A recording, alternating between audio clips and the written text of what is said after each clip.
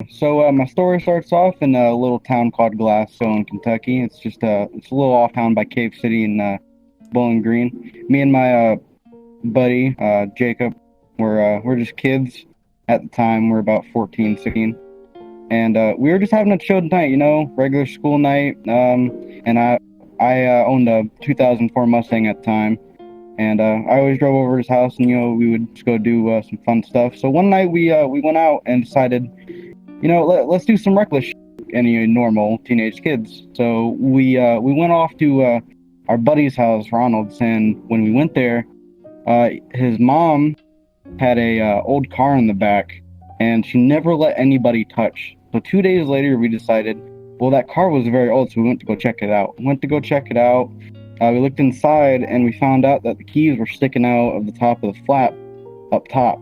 And we found out the car wasn't registered, but we didn't care. So we found out a way to unlock the car with an old trick you use with a hanger. And we went ahead and slid in there and unlocked the door immediately. My buddy Jake knows everything, he knows how to do stuff. We got in the car, and we immediately thought to ourselves, what the fuck are we doing?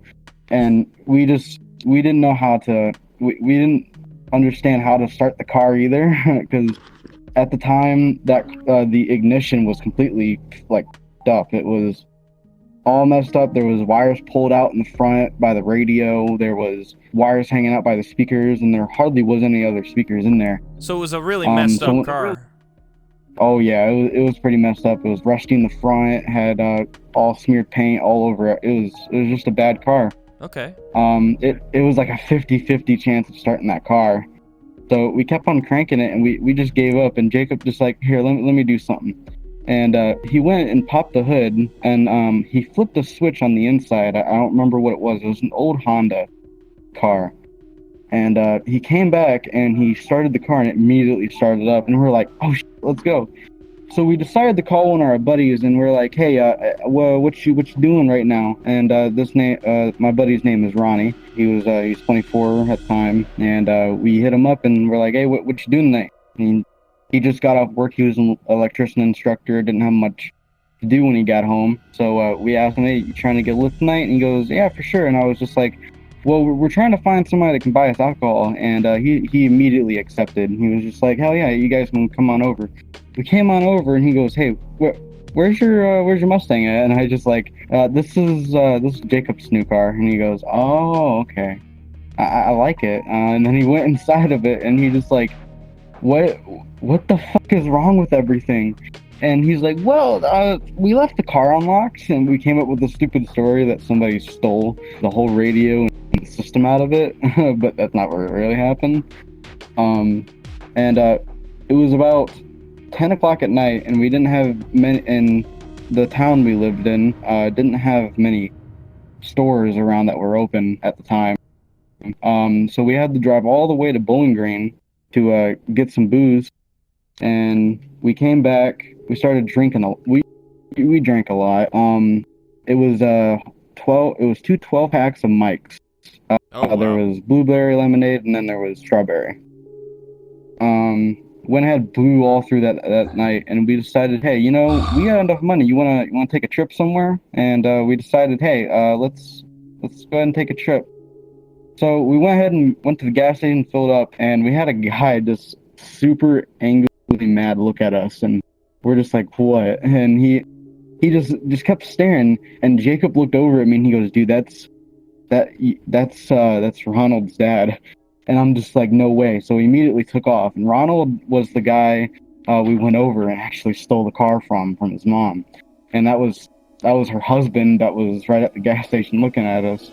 And when he looked at the license plate, he immediately called somebody on the phone. We immediately thought it was a cop. So we just continued with our journey. We didn't worry all about it. We thought he called his wife and told her about it, which at the time it wouldn't have been a big deal if she knew about it because it's Jacob. But since there were two other people in the car, it was a little bit out of hand.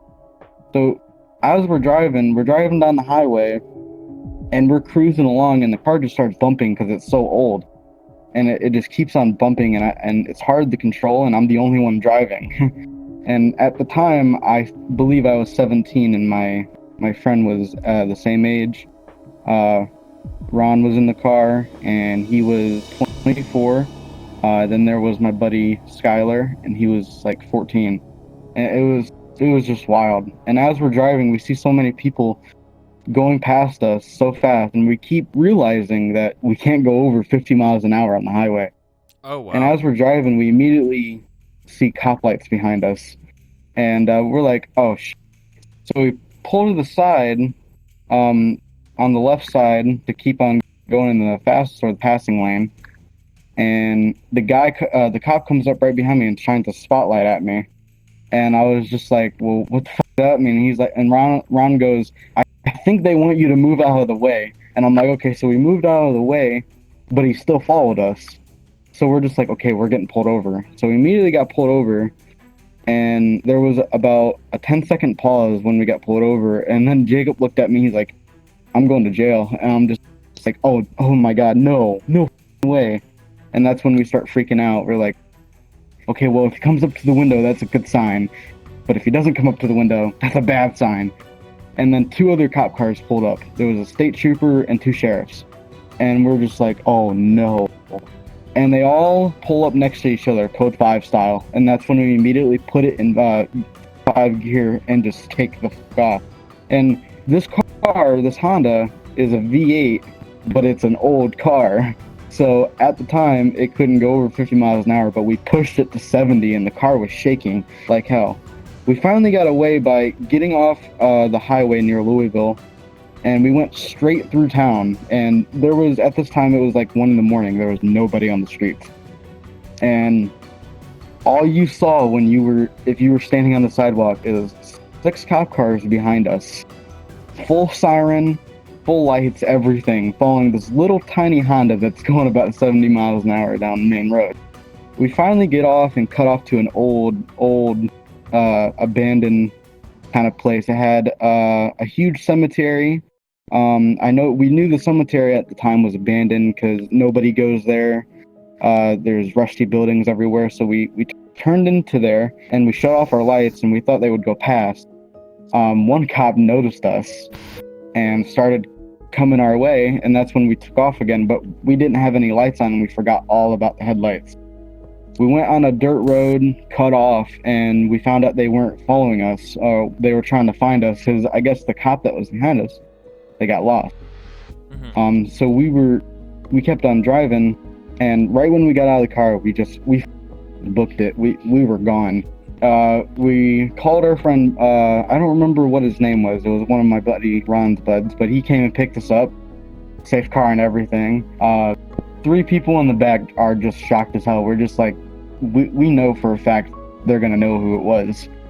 About 3 days later, me and my buddy Jacob were just kicking it, and I decided I wanted to go home, and he was like, "All right, I'll see you later." And as I'm going home, my grandmother calls me, and she goes, there's a sheriff officer at the house looking for you." And I was just like, "I'm on my way home." So I got there, and they're like, "Is your name Mr. Franklin?" I was like, "Yeah." And they go, "Well, we got you for a stolen vehicle." And I was just like, "Wait, when was this?" And he goes, "It was about 2 nights ago, bud." And I was just like, "Oh shit." And we're gonna have to take you into custody now. So, and they read me my rights and everything, took me to court. And right when I got to court, guess who was there next to me? Jacob and Ronald. They were all there. And there's his mom in the back. She comes up to the stand, she looks at me, and she goes, "Yeah, that's the kid right there that stole my kid's car." And I was like, "Wait, it was his kid's car? We would have never took it if we knew it was his car, because he would have drove it, not us." So that whole time, we thought it was his mom's car. But no, it was his car the whole time, and he didn't give a f that we took it. The judge went ahead and sentenced us to 4 months in juvenile detention center, plus a year of community service, which was complete juvenile, I'm gonna tell you, it's worse than jail, because juvenile, there's all bad kids in there, and there's all kids that think they're hard and that they're gangsters, so you're always gonna get in fights and everything. And through that whole time, we got out, and we looked at each other at the very end, and we said, "We're not stealing a car again." Yeah, it was right when we got out, our parents looked so disappointed, and at the end, we just looked at each other and just said, "We're never stealing a car again." And since that day, we've always just told the story and laughed about it, because We didn't care anymore. And the cops that stop us in Kentucky, that we know of, including my cousin, they're just like, "Oh, I remember you. You're the boy that stole that damn car." Damn. So. Now, how long ago was this? How long ago? It was about 3 years ago, 4 years ago. So that wasn't too long ago then. Nope. So what would you say was like the biggest lesson you learned from that whole experience? Don't steal things. Don't take things that are not yours, because either way you're gonna get in trouble no matter what. I think that's a pretty good lesson. Well, Sparls, man, thank you so much for sharing that story. I mean, that was a pretty intense story, to be honest with you. No problem, man. Anytime. Is there any social media or something in case somebody watching this wants to like find you or something? Yeah, you guys can go ahead and follow me on Twitter. It's at SparlsMaster. My name would be Tyson, or you can go ahead on YouTube at SparlsMaster. All right, man. Well, thank you again for sharing that story. Yeah, that was awesome. Thanks for listening, guys.